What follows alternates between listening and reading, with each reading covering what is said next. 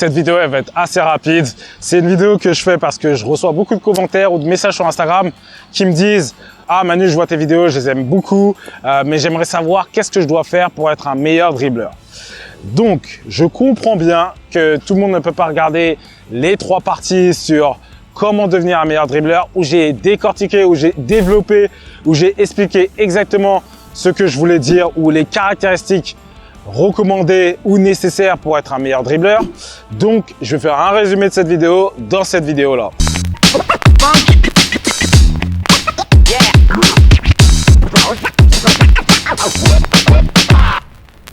Pour moi, personnellement, et c'est mon avis, dû par exemple à l'observation que j'ai fait par rapport aux meilleurs joueurs du monde, les vidéos que j'ai regardées ou quoi que ce soit, ou même moi, dans mon expérience, que quand je jouais au futsal ou quand je jouais au semi-pro football, que j'ai faite.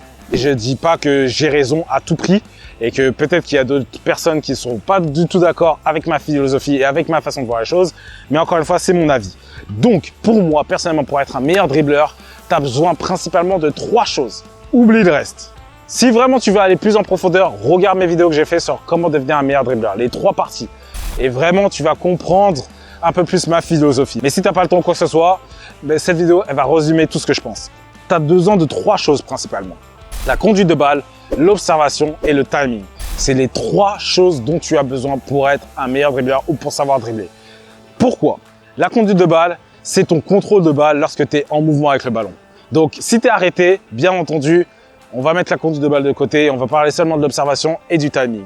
Mais si tu es en mouvement, ce qui est la plupart du temps lors d'un match de foot, c'est la conduite de balle, l'observation et le timing. La conduite de balle, c'est ton contrôle de balle lorsque tu es en mouvement. Beaucoup de gens, ils pensent que juste parce qu'ils arrivent à peu près à conduire le ballon, lorsqu'ils sont en mouvement ou à une vitesse moyenne, c'est parfait. Ben non, je suis là pour te dire que non. En vrai, la conduite de balle, pour moi, lorsque tu la maîtrises, c'est que tu peux aller à vitesse maximale avec le ballon. C'est-à-dire que tu peux sprinter avec le ballon, qui reste proche de toi, qu'il n'aille ni à gauche ni à droite. C'est-à-dire que tu contrôles exactement la direction dans laquelle il va. C'est-à-dire que si tu vas aller dans une ligne droite, il va dans une ligne droite, il va pas à gauche ou à droite, tu dois pas revenir comme ça ou faire ci ou faire ça. Et en plus de ça, tu peux à n'importe quel moment changer de direction. Donc, il doit toujours rester proche de toi. Donc, si tu arrives à comprendre ça, et je peux te donner le défi, est-ce que tu arrives à sprinter avec le ballon? Je ne dis pas d'accélérer, parce qu'il y a beaucoup de joueurs qui arrivent à accélérer avec le ballon. Et encore, ils le font à peu près.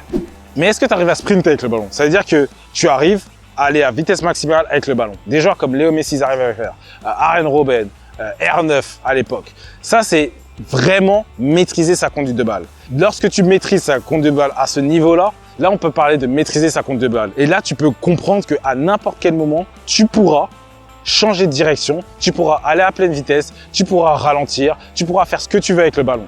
La conduite de balle, c'est ce qui permet de naviguer sur le terrain. Donc, comprends bien que lorsque tu maîtrises ta conduite de balle parfaitement, tu seras bien entendu un meilleur dribbleur. Donc, ça, c'est la première chose que tu dois travailler pour devenir un meilleur dribbleur. La deuxième chose, c'est l'observation. Et l'observation, qu'est-ce que c'est?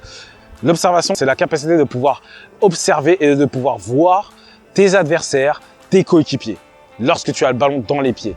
Maintenant, l'observation, pourquoi elle te sert dans le dribble, c'est que lorsque tu dribbles et tu as le ballon dans les pieds, tu peux voir lorsqu'un joueur veut jeter, tu peux voir lorsqu'un joueur est en train d'anticiper sur ce que tu veux faire. Tu as la capacité de voir et d'observer ce qui va se passer. Lorsque tu perds le ballon, tu peux perdre le ballon parce que tu as fait une mauvaise touche. Ouais, ça c'est la conduite de balle. Mais tu peux perdre aussi le ballon parce que tu n'as pas vu un adversaire venir. Tu vas dire, oh, j'avais pas vu venir. Tu vas pas venir parce que c'est ton observation qui t'a joué défaut. Et quelque chose que tu dois te rappeler, que peut-être j'ai pas dit dans mes autres vidéos ou quoi que ce soit, c'est que lorsque tu maîtrises ta conduite de balle parfaitement, tu as beaucoup plus de temps pour regarder à gauche, à droite, en l'air, où tu veux, parce que tu sais exactement là où est-ce que le ballon est. C'est-à-dire que lorsque tu maîtrises ta conduite de balle parfaitement, tu vas trouver, tu vas voir que magiquement, tu sais à peu près là où est le ballon. Tu sais où est le ballon. T'as pas besoin vraiment de regarder ou d'avoir la tête collée sur le ballon parce que tu sais déjà à peu près où il est.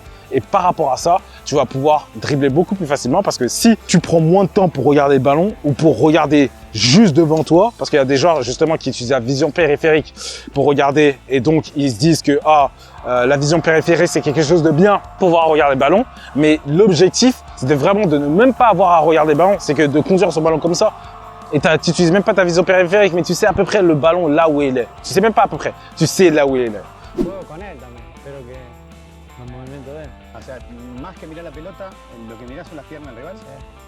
Y no pierde de vista la pelota. Ese que está ahí, pero mira los movimientos de él y no te engancha. Bueno, sí, es más difícil explicarlo que hacerlo, ¿no? Tu peux encore voir cette vidéo de Messi qui dit qu'il sait le ballon là où il est. Il le sait naturellement. Il n'arrive pas à l'expliquer, mais c'est comme ça. Quand tu maîtrises sa conduite de balle parfaitement, c'est ça qui va se passer. C'est que tu vas avoir beaucoup plus de temps pour regarder à gauche, à droite, pour regarder qu'est-ce qui se passe autour de toi. Et bien entendu, lorsqu'un défenseur il veut venir sur toi, tu le vois arriver déjà. Tu le vois arriver, c'est trop facile, boum, tu l'évites. La dernière chose que tu dois travailler pour être un meilleur dribbleur, c'est le timing. Et le timing, c'est le moment auquel tu fais un geste technique, ou tu fais un dribble, ou tu changes de direction. C'est le moment idéal que tu prends pour dribbler un joueur. Lorsque tu vois des joueurs dribbler comme Messi, R9, Ronaldinho, ils semblent comme s'ils ont une facilité de dribbler, ils semblent comme si le défenseur, il ne peut pas leur prendre le ballon, ils semblent comme si ils dansent à travers les défenseurs. Ça, c'est le fait d'avoir un timing exceptionnel. Au moment où le défenseur pense qu'il peut prendre le ballon, boum, tu changes de direction. Au moment où il va changer d'appui pour te prendre le ballon, boum, tu changes de direction. C'est des choses que Neymar, Messi, Ben Arfa, R9, Ronaldinho, tous les gros dribbleurs, ils maîtrisent à merveille le moment où tu fais les gestes techniques. Et j'explique ça dans quelques vidéos, mais pour en faire simple, tu as une sorte de zone dans laquelle un défenseur ne peut pas rentrer. S'il rentre dans cette zone-là, il peut toucher le ballon. Donc imagine-toi dans ta tête qu'un défenseur, il peut toucher le ballon. Ok, un défenseur, il peut toucher le ballon. Ça veut dire qu'il vient à côté de toi, boum, il peut toucher le ballon. Mais imagine-toi maintenant une zone où, enfin une limite ou une distance, excuse-moi, une distance à laquelle le défenseur ne peut pas toucher le ballon. Donc il étend son pied et il peut pas la toucher. Et c'est toujours de jouer avec cette distance parce que cette distance-là, ça va faire que lui, il pense qu'il est proche pour toucher le ballon.